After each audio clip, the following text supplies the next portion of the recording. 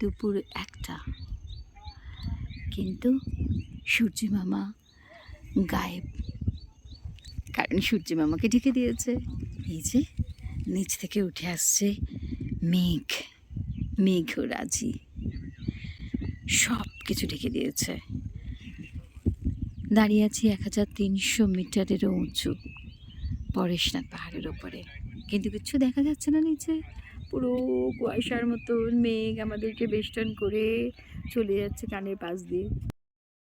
প্রতিবেশী রাজ্য ঝাড়খণ্ডের সর্বোচ্চ পাহাড় এই পরেশনাথের একদম শীর্ষে ওঠার জন্য আমার ইচ্ছা ছিল অনেক দিনের। হাতে একদিন ছুটি পেতেই ছুট্টে বেরিয়ে পড়লাম, তাই রাতের ট্রেনে। জুলাই মাসেও এখানে বৃষ্টি প্রায় হয় না, তাই রোদ উঠলেই গরম লাগে। বেলা 10টায় যখন হোটেল থেকে পাহাড় চড়ার উদ্দেশ্যে বেরোলাম, তখন মনে একটু দ্বিধা ছিল, পোট্যাটো চিপস হয়ে যাব না তো রোদ্দুরে।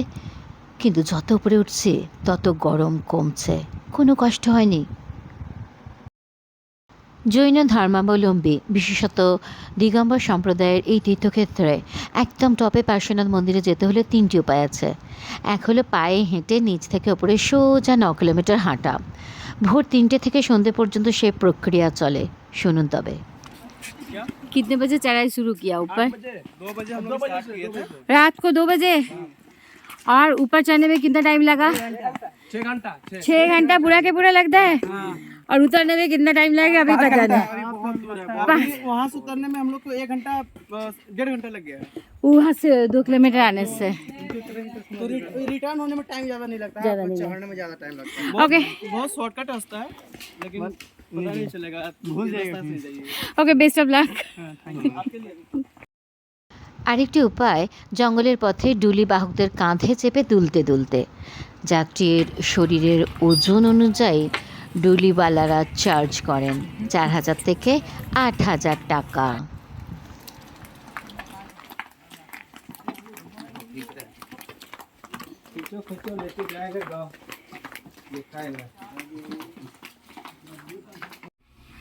অথবা আমার কাছে সবচেয়ে সহজ পন্থা বাইকে চেপে পাহাড়ে ওঠা। সময়ও লাগে অনেক কম, মাত্র 1.5 ঘন্টা ওঠা দেখা নামা সব নিয়ে।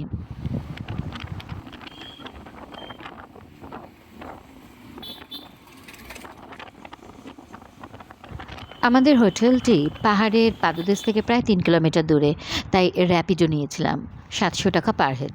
তবে সবচেয়ে সহজ হলো পাহাড়ের পাদদেশে মধুবনে পৌঁছে সেখান থেকে বাইক চালক সহ বাইক ভাড়া নেওয়া। দরদাম করলে 150 থেকে 200 টাকাতেই পাওয়া যাবে।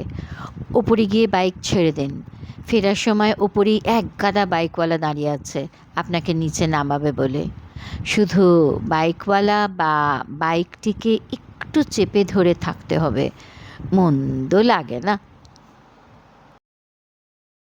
এখানে চারিদিকে নিরামিষ খাবার দাবার, তবে আমিষ কোথায় পাওয়া যাবে পরের ভিডিওতে বলে দেবো। প্রায় 4 কিলোমিটার যাবার পর পড়ল কয়েক ঘর আদিবাসী গ্রাম। তারা একটু যাত্রীদের থেকে টোল আদায় করেন। আসলে এটি যে আদিবাসীদের দেবতা মারাং বুরুরও আবাসস্থল, অর্থাৎ ডাবল তীর্থক্ষেত্র। এবার এখানে বাইক থেকে নেমে 800 মিটার পায়ে হেঁটে সিঁড়ি চড়তে হবে।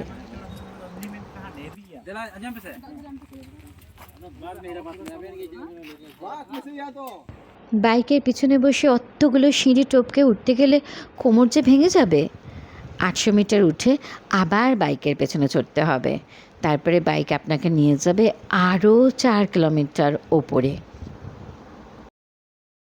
যেতে যেতে অন্যান্য তীর্থযাত্রীদের দেখছিলাম খুব কম বয়সেই দেখি এরা বিয়ে করে ফেলে। জীবিকা চাষবাস অথবা গাড়ি চালানো। অবশেষে পরেশনাথ মন্দিরের প্রায় 1 কিলোমিটার দূর থেকে হাঁটা শুরু, পাহাড়ের বাঁধানো পাকদণ্ডি দিয়ে। জায়গাটার উন্নতি করবে বলে বোধহয় পর্যটন দপ্তর এখানে একটা হেলিপ্যাডও বানিয়েছে। বিস্তৃত সবুজের আঁচলে ছড়ানো চারিদিক, মেঘেদের অলস ওড়াউড়ি, জায়গাটা এত সুন্দর। এরপর ভাঙতে হবে 400টি সিঁড়ি। দুপাশে খাবার দোকানে কী কী পাওয়া যায় তার একটা ছবি দিয়ে দিলাম।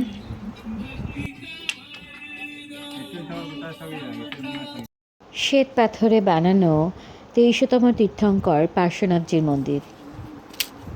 चलो बाबू चलो खाली करो।